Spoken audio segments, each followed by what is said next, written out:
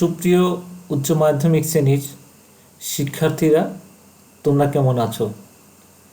আশা করি সকলে ভালো আছো, নিরাপদে আছো। আজকের এই অনলাইন ক্লাসে তোমাদের সকলকে স্বাগত।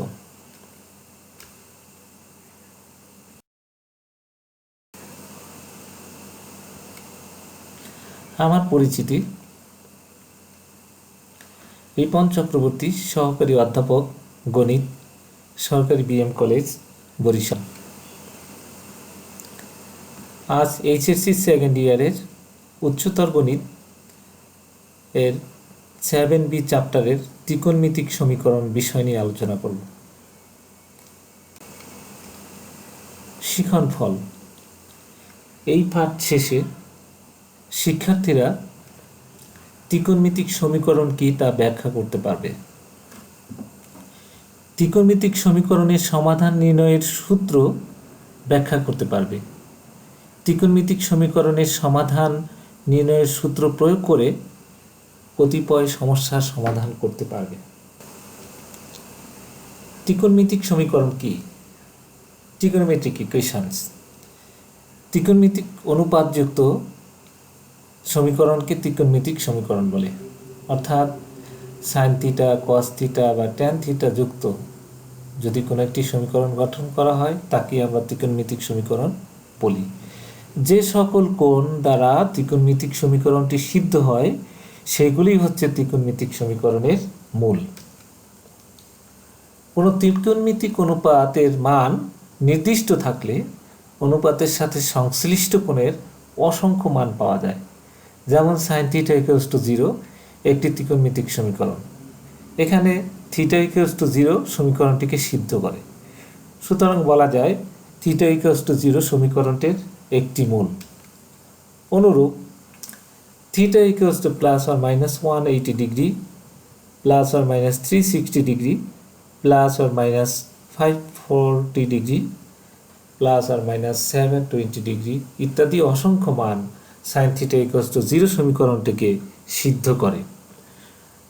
তাই এই সকল মানও সাইন থিটা ইকুয়ালস টু 0 সমীকরণের মূল হবে। এই অসংখ্য কোণগুলি কেবল একটি রাশির সাহায্যে প্রকাশ করা যায়। সমাধান করে মূলগুলিকে একটি রাশির মাধ্যমে প্রকাশ করাকে আমরা সাধারণ সমাধান বলি। এখন আমরা সাইন থিটা ইকুয়ালস টু 0 আকারের সমীকরণের সমাধান পদ্ধতি দেখাবো। চিত্রে লক্ষ্য করো, আমরা জানি সাইনের 0 ডিগ্রি কিংবা 180 ডিগ্রি এই মানের জন্য সাইন থিটা ইকুয়ালস টু 0। সাধারণভাবে যদি এক্স অক্ষের ধনাত্মক অংশে বা ঋণাত্মক অংশে কৌণিক মানের অবস্থান হয় তাহলেই সেখানে সাইন থিটা ইকুয়ালস টু 0 হয়। এন এর মান জোড় হলে ধনাত্মক অংশে এন পাই দ্বারা তার অবস্থানকে নির্দিষ্ট করা যায়। অপরপক্ষে এন এর মান যদি বিজোড় হয় সেক্ষেত্রেও এন পাই এর দ্বারা আমরা এক্স অক্ষের ঋণাত্মক অংশকে সুনির্দিষ্ট করতে পারি। যদি কোনো ঘূর্ণায়মান রেখা কেবলমাত্র 0, প্লাস আর মাইনাস পাই, প্লাস আর মাইনাস 2 পাই, প্লাস আর মাইনাস 3 পাই ইত্যাদি, অর্থাৎ পাইয়ের যে কোনো পূর্ণসাংখ্যিক গুণিতক কোণসমূহ উৎপন্ন করার পর আদি অবস্থানের সাথে মিশে যায়, তাহলে আদি অবস্থানের উপরে ঘূর্ণায়মান রেখাটির অঙ্কিত লম্ব 0 হবে। সুতরাং বলা যায় সাইন থিটা ইকুয়ালস টু 0 হলে theta equals to 2n phi, যেখানে n যে কোনো একটি পূর্ণ সংখ্যা। এবার cos থিটা ইকুয়ালস টু 0 আকারের সমীকরণের সমাধান। আমরা জানি y অক্ষের উপরে অর্থাৎ 90 ডিগ্রি কিংবা 270 ডিগ্রিতে cos থিটা 0। যদি কোনো একটি ঘূর্ণায়মান কোণের অবস্থান ধনাত্মক y অক্ষের উপর অবস্থান করে তাহলে n যে কোনো জোড় সংখ্যার জন্য 2n plus 1 into pi by 2 এর দ্বারা তার অবস্থানকে সুনির্দিষ্ট করা যায়। অনুরূপ y অক্ষের ঋণাত্মক অংশের উপরে কৌণিক অবস্থানকে আমরা 2n plus 1 into pi by 2 n যখন বিজোড় সংখ্যা এর দ্বারা আমরা সুনির্দিষ্ট করতে পারি। সুতরাং cos θ ইকুয়ালস টু 0 এই সমীকরণের সমাধান হবে 2n+1 into π/2।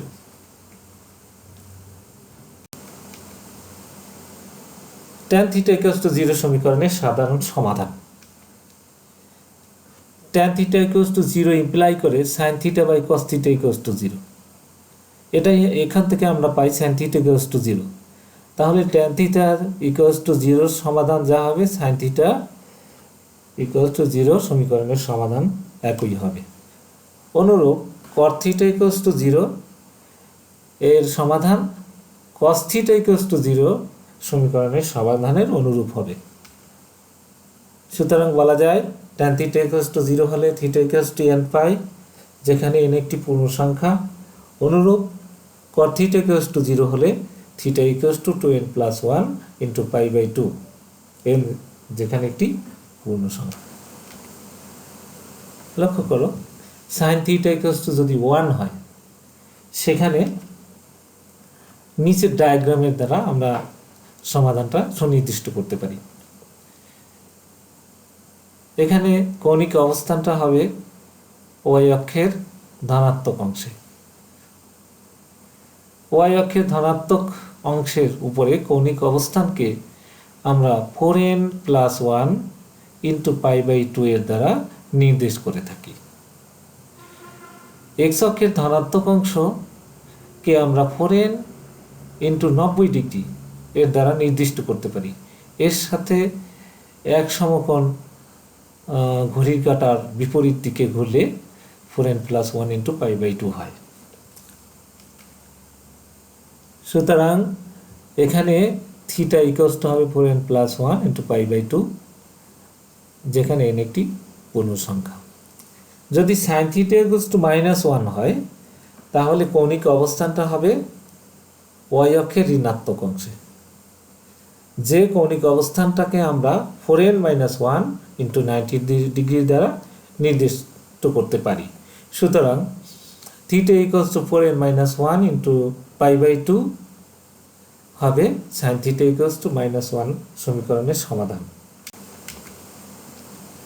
cos θ equal to যদি 1 হয়, সেখানে আমরা জানি যে x অক্ষের ধনাত্মক অংশের উপরে cos θ এর মান 1।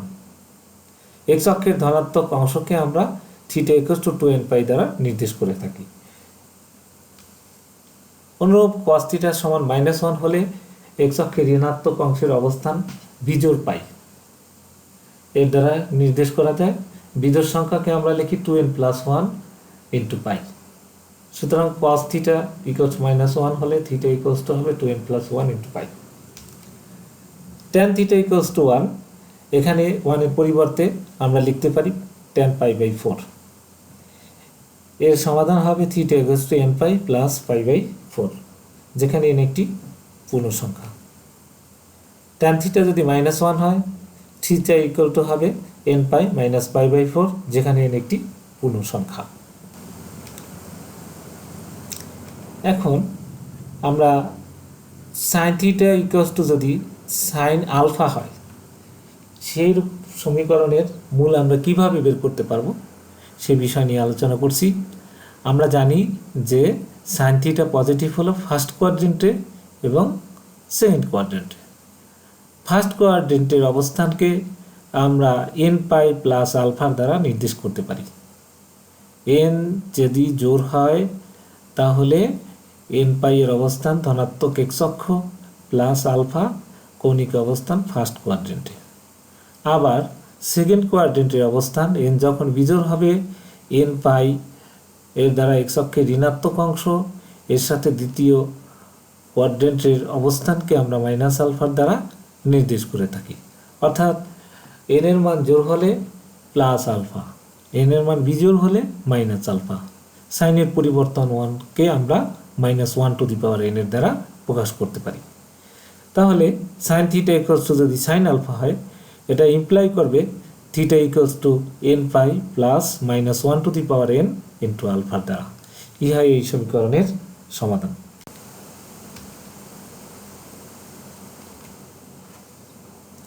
লক্ষ্য করো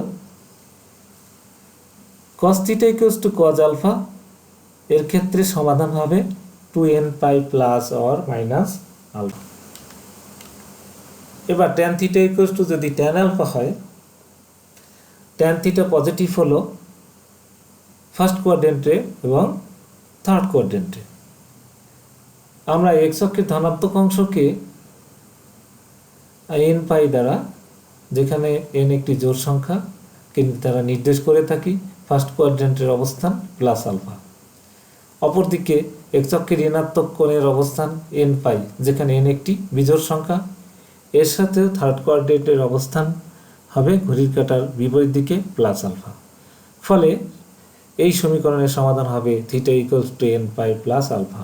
উভয় ক্ষেত্রে আমাদের কৌণিক মানটা যোগবোধক হবে। সমস্যা 1, সমাধান করো cosec theta plus cot theta equal to √3। সমাধান, আমরা কোসেক থিটার পরিবর্তে 1/sin থিটা এবং কট থিটার পরিবর্তে cos theta by sin theta লিখতে পারি। এবার আমরা এলসিএম লসাগু করে নিই। sin থিটা লসাগু হলে উপরে 1 প্লাস cos থিটা, নিচে sin থিটা ইকুয়াল টু √3। কিন্তু আমরা জানি 1 plus cos theta equals to 2 cos square theta by 2 এবং sin থিটাকে আমরা ত্রিকোণমিতিক সূত্রের দ্বারা লিখতে পারি 2 sin theta by 2 into cos theta by 2। এবারে 2 আর 2 ভ্যানিশ করে দিই এবং cos থিটা বাই 2 এর সাথে উপরের cos স্কোয়ার থিটা বাই 2 এর একটি অংশ কেটে দিলে উপরে থাকবে cos থিটা বাই 2, নিচে sin theta by 2। cos by sin সমান cot থিটা, ফলে কি পাওয়া গেল cot theta by 2 equal to √3। এবার আমরা এই অংশটাকে ব্যস্তকরণ করব। কটের ব্যস্তকরণ করলে হয় tan থিটা, আর 1 বাই ডান পক্ষে আসবে 1 বাই √3। কিন্তু আমরা জানি 1 বাই √3 এর পরিবর্তে tan এর ভ্যালু tan 30 ডিগ্রি অর্থাৎ tan পাই বাই 6 লেখা যায়। তাহলে সমীকরণটা এখন কিরূপ দাঁড়ালো? tan theta equals to tan alpha. tan theta equals to tan আলফার সমাধান কত? Theta equals to n pi plus alpha. তাহলে আমাদের থিটা হলো থিটা বাই 2 আর আলফা হচ্ছে পাই বাই 6। সমাধান কি আসলো? n pi plus pi by 6। থিটাকে সমাধান করি, উভয় পক্ষে 2 দ্বারা গুণ করে, 2 দ্বারা গুণ করলে theta equals to 2n pi plus pi by 6, যেখানে n একটি পূর্ণ সংখ্যা। ইহাই নির্ণয় সমাধান। সমস্যা 2, √3 tan x plus tan 2x plus tan x into tan 2x equal to 1। প্রথমেই আমরা tan x into tan 2x এই পদটিকে পক্ষান্তর করে ডান পক্ষে নিয়ে যাই। এবার 1 minus tan x tan 2x দ্বারা উভয় পক্ষকে ভাগ করি এবং √3কে ডান পক্ষে নিয়ে আসি। তাহলে কি দাঁড়ালো? tan x plus tan 2x divided by 1 minus tan x tan 2x equal to 1 by √3। এবার আমরা একটা ত্রিকোণমিতিক সূত্র স্মরণ করি। আমাদের জানা আছে tan a plus b equal to tan a plus tan b divided by 1 minus tan a into tan b। তাহলে বাম পক্ষ থেকে পাই tan x প্লাস 2x, আর ডান পক্ষে 1 বাই √3 এর পরিবর্তে আমরা tan 30 অর্থাৎ tan পাই বাই 6 লিখতে পারব। এতে করে আমরা tan 3x equals to tan pi by 6 পেলাম। তাহলে আমরা কি পাচ্ছি? 3x equals to n pi plus pi by 6। দেখো tan theta equals to tan alpha হলে theta equals to n pi plus alpha, এই সূত্রটি প্রয়োগ করা হয়েছে। এখন আমরা x নির্ণয় করতে চাই, তাহলে কি করতে হবে? উভয় পক্ষকে 3 দ্বারা ভাগ করে দিই। x equals to n pi plus 3 by 3 plus pi by 18।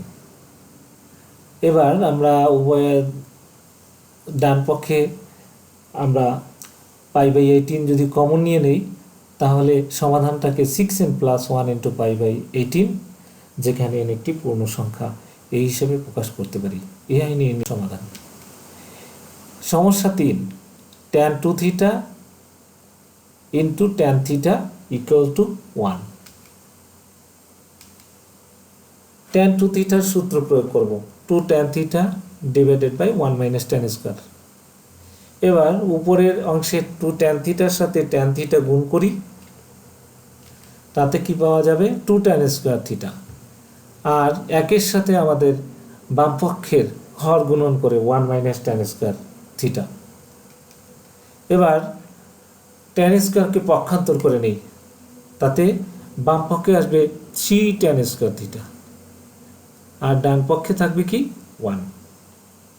এবার tan square theta equals to আসবে 1/3, সুতরাং tan theta equals to plus আর মাইনাস 1/√3, উভয় পক্ষে বর্গমূল করে আবার 1/√3 এর পরিবর্তে আমরা লিখতে পারি tan পাই বাই 6। ফলে আমরা প্লাস মাইনাস ভিতরে নিয়ে লিখতে পারি tan প্লাস আর মাইনাস পাই বাই 6। এই সমীকরণটির সাথে আবার tan theta equal to tan alpha তুলনা করলে হয় theta equal to n pi plus alpha. তাই এই সমীকরণের সমাধানকে আমরা theta equal to n pi plus আর মাইনাস পাই বাই 6, যেখানে n একটি পূর্ণ সংখ্যা, এই হিসেবে প্রকাশ করতে পারি। এই হয় নির্ণয় সমাধান। সমস্যা 4, 2 sin theta into tan theta plus 1 equal to tan theta plus 2 sin theta. এর সমাধান করতে হবে। সমাধান করতে গিয়ে আমরা ডান পক্ষের পদ দুটোকে প্রথমেই আমরা বাম পক্ষে নিয়ে আসি। এবার উৎপাদক করব। উৎপাদকে বিশ্লেষণ করলে দুটো উৎপাদক tan থিটা মাইনাস 1 আর আরেকটা উৎপাদক 2 sin theta minus 1 equal to 0 পাওয়া গেল। এক্ষেত্রে আমাদের প্রথম উৎপাদকটি হয় 0 হবে, তাহলে tan থিটা ইকুয়ালস টু কত হয়? 1 হয়। 1 এর পরিবর্তে লেখা যায় tan 45 বা tan পাই বাই 4। এবার একটি সমীকরণের তুলনা করব, tan theta equals to tan alpha, ফলে থিটা ইকুয়ালস টু কত হবে? n by plus alpha. সুতরাং আমরা এখান থেকে থিটা সমাধান পাবো n pi plus pi by 4। অথবা দ্বিতীয় উৎপাদক থেকে 2 sin theta equal to 1 equal to 0। sin theta equals to কত হবে? হাফ।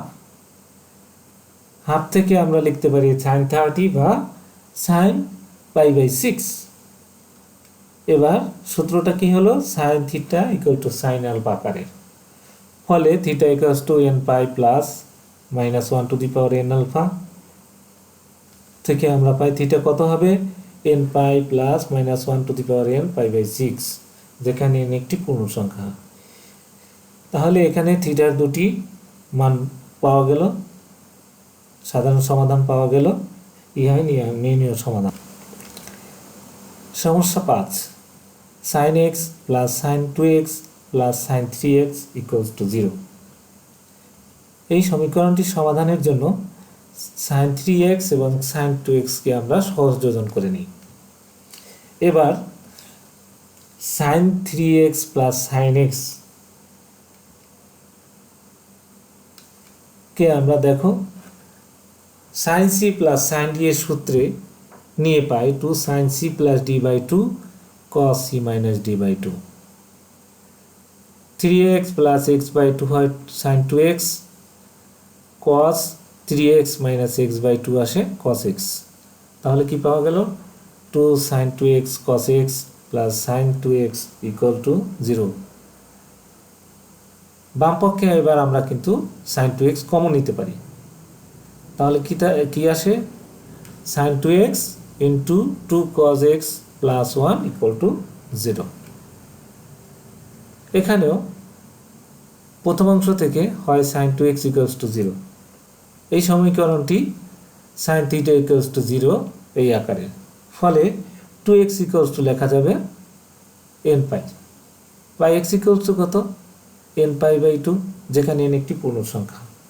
অথবা দ্বিতীয় উৎপাদক 2 cos x plus 1 equal to 0, এখান থেকে cos x পাওয়া যায় মাইনাস হাফ সমান সমান cos টোয়াইস পাই বাই 3। আমরা জানি cos 120 ডিগ্রি বা cos টোয়াইস পাই বাই 3 এর ভ্যালু হচ্ছে মাইনাস হাফ। এক্ষেত্রে সমীকরণটি তুলনা করলে দেখা যাচ্ছে cos theta equals to cos alpha এরূপ আকারের সূত্রের ফলে থিটা ইকুয়ালস টু কত আসে, 2n পাই প্লাস আর মাইনাস আলফা, বা x ইকুয়াল টু এই সমীকরণের সমাধান হবে 2n পাই প্লাস আর মাইনাস সূত্রের, এখানে আলফার ভ্যালু হচ্ছে টোয়াইস পাই বাই 3, যেখানে n একটি পূর্ণ সংখ্যা। ফলে এই সমীকরণের দুটি সাধারণ সমাধান, x equals to n pi by 2, আর একটা হলো 2n পাই প্লাস আর মাইনাস 2 পাই বাই 3, যেখানে n একটি পূর্ণ সংখ্যা। এই দুটি এই সমীকরণের নির্ণয়ের সমাধান। কৃতজ্ঞতা, রূপন্তী প্রকাশনী। মহামারী মুক্ত সুন্দর পৃথিবীর প্রত্যাশায় তোমরা সকলে ভালো থাকো, সুস্থ থাকো। ধন্যবাদ সকলকে।